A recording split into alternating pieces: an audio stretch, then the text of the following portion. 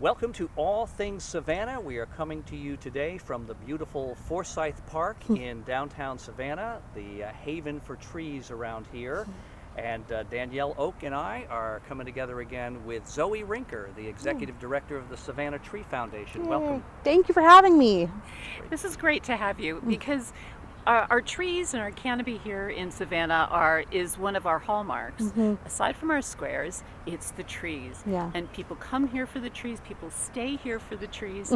So as a Tree Foundation person, I think people might think that you just sort of flit about and with a pair of clippers and should do some trimming and do some planting, but that's not exactly accurate. No, it's not. So tell us about what you do in your role. Sure. So Savannah Tree Foundation is a separate nonprofit, which I think is the first thing to try and make clear to a lot of people is that we are not the city of Savannah. We are not Chatham County. We don't actually really touch any of the trees in the right-of-way. So the big live oaks, we leave that to the county to trim. We certainly work to the city to trim. We certainly work with the city on advocacy to protect them, but that's really not our wheelhouse. Our wheelhouse is more planting new trees. Okay. And so we spend, planting season actually starts November 1st, so we're almost there. And we spend pretty much November 1st to March 31st planting every weekend in public spaces all throughout Chatham County. And so we work in all 9 municipalities, and our goal is to get as many trees in the ground as possible. So this year we're looking at about 500 trees that we'll plant. That's a 15-gallon tree, so kind of a 6 to 8 foot tall tree. We also have started doing tree giveaways, and so that we have one coming up on Saturday. Trick or Trees is our fall one. We do one in March for our spring giveaway. This year we're on track to give away 1,700 trees, almost 1,800 trees. And the cool part is we're actually growing a portion of those trees now at our own community tree nursery. And so we grow up to 3 to 7 gallon trees at a space off of President's. It's at Sea Point Industrial, the Delaney Industries complex. They donated a couple acres of land, and we started growing trees back in April. And so for this upcoming giveaway, we have about 30% of the trees we're giving away are from here. And so it's really exciting. I mean, we do a lot. So specifically as the executive director, I spend a lot of time making connections, talking to people, really helping bring people into the Savannah Tree Foundation family, and also work with our municipal partners on advocacy, on tree planting spaces, on really making sure that we're being good stewards of our trees. And then we now have 7 staff, so we have a program manager who manages all of our outreach and education events, and also runs our apprenticeship program. We just started an apprenticeship program in July. So it's a full year, full-time, 3 apprentices. And it'll be a 4-year program, 4 cohorts. And the idea is to bring people who are traditionally not in arboriculture. It's a very male and a very white field for the most part. And so it's to bring people who are traditionally not represented into the arboriculture field and kind of give them a taste of everything that you could possibly do that's related to urban forestry. You mentioned something very significant, which is that you're giving away trees as we record this coming weekend. And we should sort of just set the stage as we record the program. We have been through 2 rather large storms in this area, Debbie first, and then Helene. And you're going to actually sort of try to mitigate a little bit of maybe the damage that was caused. Tell us about how that giveaway works and what's maybe new and novel about that. Sure. So, I think a really good point is, storm damage in Savannah often comes with tree loss, right? And especially on private property. So 85% of all property in Chatham County is privately owned. So when I talk about us planting trees on public property, that's 15% of land. It's not that much to work with. And so we really rely on homeowners and business owners to plant trees on their own property. And unfortunately, after big storms like this, often the knee-jerk reaction is to just chop down all the trees on your property because maybe one might fall on it. So we do 2 things. First, we have some resources on our website of how to inspect your trees to look for potential issues. I mean, you can't fully mitigate any risk around a tree. It's a living thing. There's only so much that we can know about it from the outside. But you can look for signs like decay. You can look for certain ways that the branches meet that might, show signs of weaknesses. Those are things that we have a little guide to on our website that you can look for. And if you see some of those, you can contact a certified arborist who can come out and give you some tips on how to take care of your mature trees. So you know, I think what we really want to say is not all trees are bad. Certainly, you know, even pine trees, I tell you, pine trees aren't bad either. They're just the pit bulls of the tree world.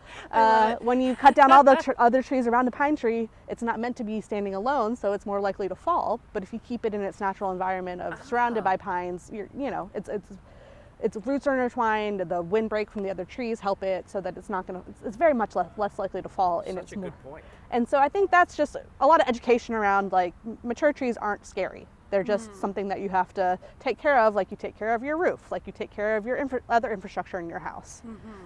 The second part is that when you do lose a tree, plant a new one. Plant 2 new ones. You can plant. It doesn't have to be an oak. You can plant other types of trees. You can plant them further from your house, so you're, you know, not as likely to have trees fall. And so that's really what we're pushing with the tree giveaway is. Let's take trees and get them on your property, and we'll help you find the right tree for your property. We'll have arborists there to help you kind of understand what might be a good tree for your property. Would be a fruit tree, a flowering tree, or a shade tree. We'll have all of them. And really just pushing that a lot of our canopy, you know, trees are a public good, but they're privately owned. And so if you want to contribute to the public good, a great way to do that is by planting trees on your own property and continuing to grow our canopy that way. Absolutely, makes sense. So let's talk about probably the most significant tree that we have here in Savannah, which is the live oak. Yes. So can you tell us why we have so many? Yeah. And what our issues are today? Yeah. So it's actually a fascinating story that is storm related. So in 1893, the Sea Island hurricanes, and there was a Sea Island hurricane came, and then there was a couple of other storms that happened in the late 1890s that really decimated our tree canopy. You know, Forsyth was a pine forest. At least a significant section. Right? In its day, it was a pine forest, and we lost over 1,000 trees in Forsyth alone during those storms. Wow. And so the canopy at that time was a lot of sycamores, it was a lot of chinaberries, sugarberries, trees that were fast growing and great shade trees, but trees that tend to be fast growing also tend to be weak when it comes to storms, and they have big leaves, and the throw from the wind broke those trees, and we lost a ton.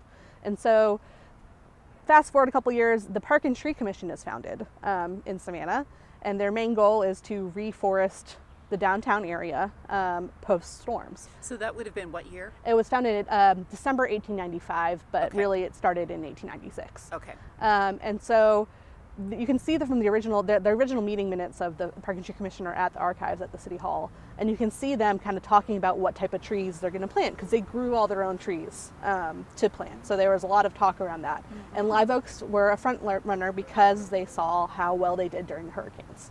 Okay. So, you know, the way live oaks grow, they're super strong. I mean, they were used as to build the Iron Maiden ships because they were so difficult to destroy with the cannonballs because of the way they grow and the way their grain is. They're lower, so they're not as susceptible to the wind because of the way that they grow. They stretch out. They mitigate the wind a lot. And so they chose live oaks, which was great. And at the time, we didn't have asphalt. We didn't have concrete. Right. And we had a lot of open green space and dirt roads, and they planted and they thrived, and then now we have our live oak canopy. So our canopy really, even these trees in Forsyth are probably only about 130 to 150 years old, which is a lot of people don't realize. They think they've been here forever. Right. It's just not how it works. One of the most iconic photos, I think, of Savannah happens to be Wormslow. Yes. You know, and that road into Wormslow and the live oak canopy. That is such a beautiful shot, and most people love that. And I think that's one of the adoring traditions of Savannah. Yes. To see these those were also planted in the late 1890s. Oh. Yes, in celebration of, forgetting his name, but in celebration of the Noble heirs. Jones? It's a couple Jones Joneses later. It was in celebration of his birthday, his 21st birthday. And we've actually, at Savannah Tree Foundation, we've replaced almost 40, I think, of those live oaks with Wormslow and the Rotary Club of Savannah that have been lost over the years to storms or age or disease.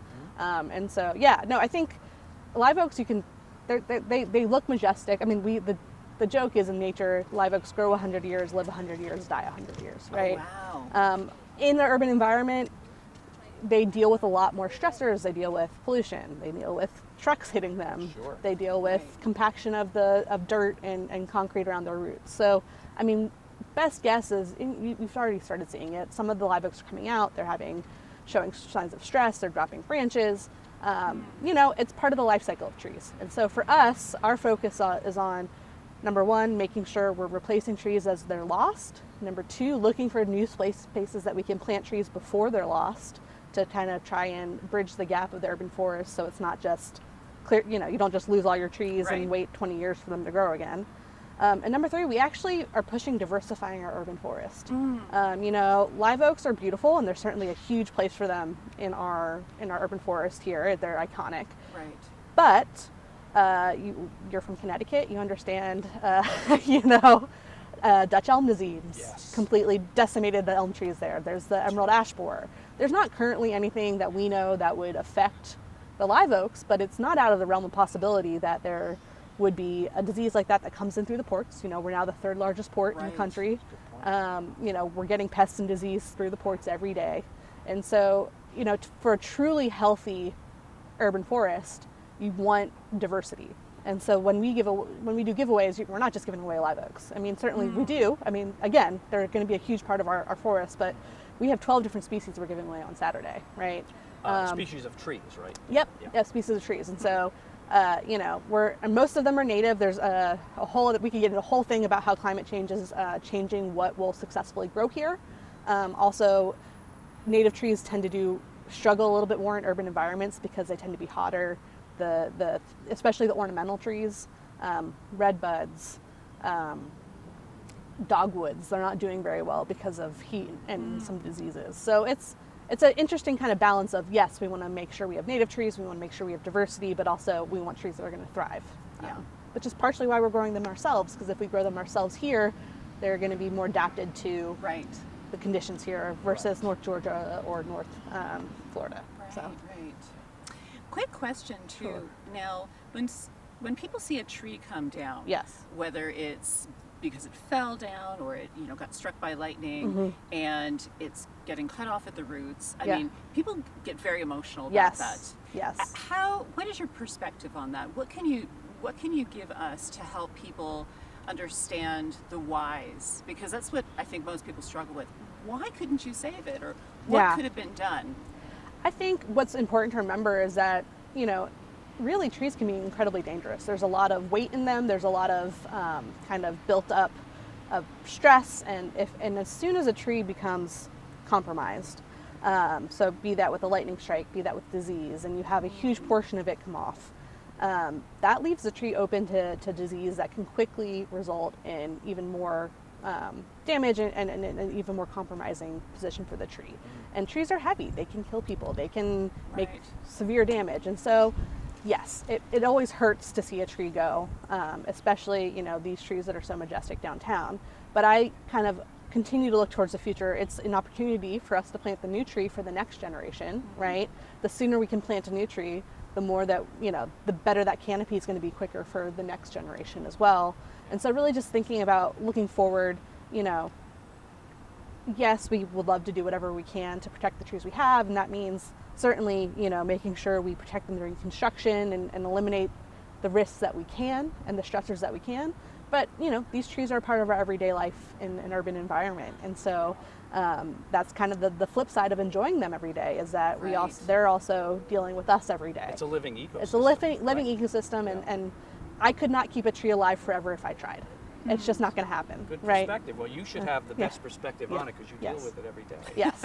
Well, you are watching All Things Savannah. We are coming to you from beautiful Forsyth Park. In case you couldn't guess, we're talking about trees today, and we're with Zoe Rinker, the Executive Director of the Savannah Tree Foundation. A lot of responsibilities and cross-jurisdictional in some ways. I wanted to talk a little bit about county government, development, the port that you just mentioned. There are a lot of competing interests in this area. Certainly, yes. What kind of perspective can you take and give to people about sort of the development pressures in individual communities that are basically exploding with residential and other types of development? Yeah, it's truly a fascinating time to be here. I mean, actually, part of the reason that I wanted to move back to Savannah was I saw some of the trends happening that we saw. You know, I was in Baltimore and DC before, in Connecticut. Like, these development trends that were hitting up north were certainly coming to Savannah eventually, right? And that's certainly become true since I've moved back, 6 years ago. And I think here's what's happening. So we talked a little about it. There are 9 municipalities in Chatham County. Each one has a different tree ordinance. Those tree ordinances were mostly written in the 90s. Some were updated in the early 2000s, but they never expected this level of warehousing, this level of development. And so I think the municipal governments are certainly scrambling to respond to this development that's happening so quickly in municipal years, right? You know, everything takes a little bit longer when you talk about government. And so there's certainly things that are happening. The county is starting to rewrite its tree ordinance. The city is doing a tree inventory with the goal of rewriting its tree ordinance and putting together an urban forest management plan. The smaller jurisdictions like Garden City and Port Wentworth are including more and more tree protections in their zoning codes. And that's really where we're working, is behind the scenes, making sure that, you know, you can, if I don't have a strong zoning code to work off of, then anything I say is really not going to say much. You know, you have to have it be the law.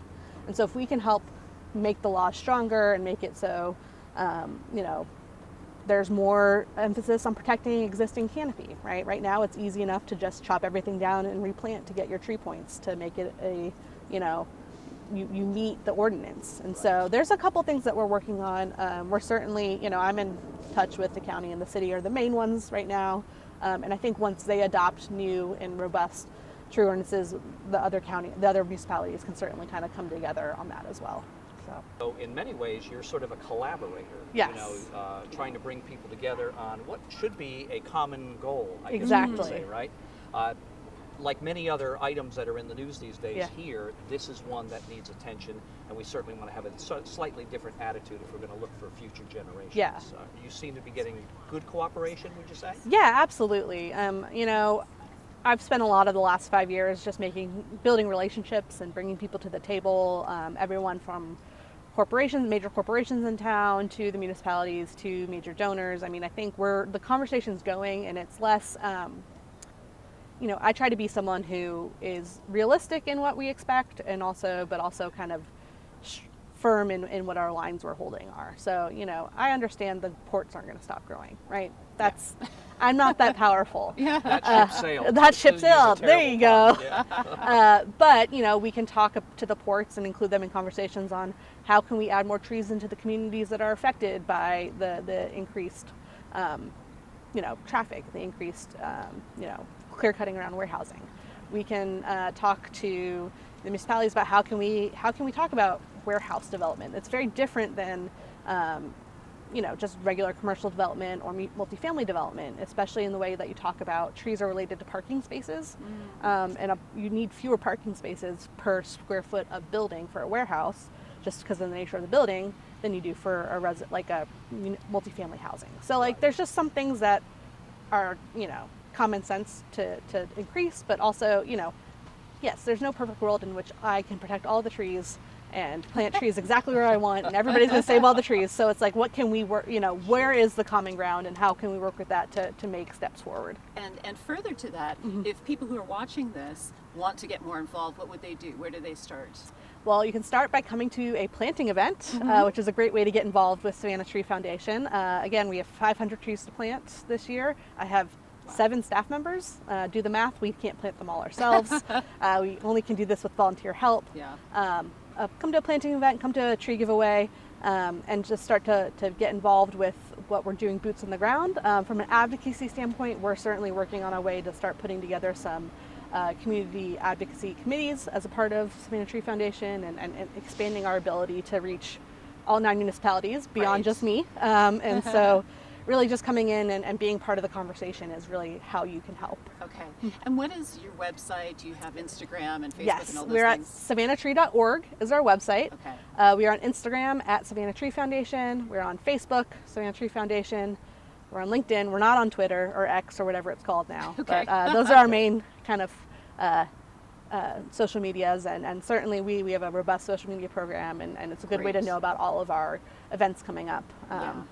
So many of the folks we talk to, we must quiz about loves of Savannah. We know you love trees. We know you were here, left, and returned. Yes. Tell us a little bit about what most people might not know, things that you really enjoy when you're not protecting our trees. I mean, I have 2 kids. What is joy? No, I'm kidding. No, so I grew up on Wilmington Island. I spent many weekends as a kid going to the beach, and so the beach, you know, I live on Tulahe now, and 10 minutes from the beach. It's very rare that my family and I don't go out to at least enjoy the playgrounds out there or walk on the beach even in the winter and just spend some time close to the sea. And so that's something I really enjoy about Savannah. We were talking before, Savannah of today is very different than the Savannah I left after high school. And it's been exciting to get to know and relearn that world that I've been here in the last 5 years of, growing global influences, the improved art scene in the last couple of years, the improved food scene. Yes. I mean, that's really been a great, coming back, that's been something I've really enjoyed. Well, we're so glad you spent some of your busy day with us. Thank you. Absolutely. To educate folks about the importance and our capabilities about trees. Absolutely, and I really appreciate you guys having me. This has been fun. Yeah. Zoe Rinker, Executive Director of the Savannah Tree Foundation, some time talking about that subject today with Danielle Oak. That's right. On All Things Savannah. Join us next time. Bye-bye.